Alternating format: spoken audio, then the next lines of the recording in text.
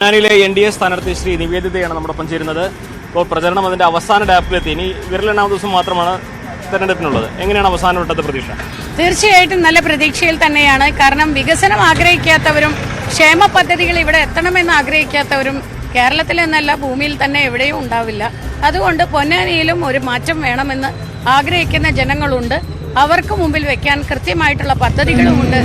അതുകൊണ്ട് തന്നെ ഈ പ്രാവശ്യം ഞങ്ങളോടൊപ്പം നിൽക്കും ഇവിടുത്തെ ജനങ്ങൾ എന്നുള്ള പ്രതീക്ഷയിൽ തന്നെയാണ് മുന്നോട്ട് പോകുന്നത്. പൗരത്വ ബിൽ ഭേദഗതിക്കെതിരെ വലിയ പ്രതിഷേധവും ഒക്കെ നടക്കുന്ന ഒരു സ്ഥലം കൂടിയാണ് മലബാറിൽ, പ്രത്യേകിച്ച് പൊന്നാനിയൊക്കെ.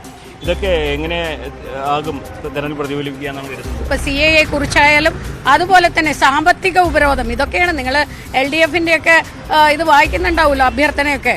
അതുപോലെ തന്നെ UDFും. അപ്പോൾ അവർക്ക് മുമ്പിൽ, നമുക്ക് മുമ്പിൽ വെക്കാൻ മറ്റൊന്നുമില്ല. അഴിമതിയുടെ രാഷ്ട്രീയത്തെ മാറ്റി ഇപ്പോൾ വികസനത്തിന്റെയും ക്ഷേമത്തിന്റെയും രാഷ്ട്രീയം മുന്നോട്ട് വെച്ചുകൊണ്ട് നരേന്ദ്രമോദി മുമ്പിൽ നയിക്കുമ്പോൾ തീർച്ചയായിട്ടും ജനങ്ങൾ നമുക്കൊപ്പം ഉണ്ട് എന്നുള്ള ഒരു പേടിയിൽ തന്നെയാണ് ഇത്തരത്തിലുള്ള കള്ളക്കഥയുമായിട്ട് വരുന്നത്. എന്താണ് പ്രതീക്ഷ?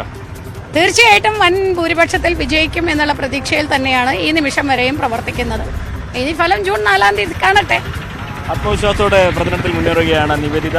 എന്നാണെങ്കിലും ഈ പ്രചരണത്തിന് ഫലം കിട്ടുമെന്ന പ്രതീക്ഷയും അവർ പങ്കുവയ്ക്കുന്നു. അഖിലോട്ടുപാറയ്ക്കൊപ്പം CB അനുമോദ്, ന്യൂസ് 18.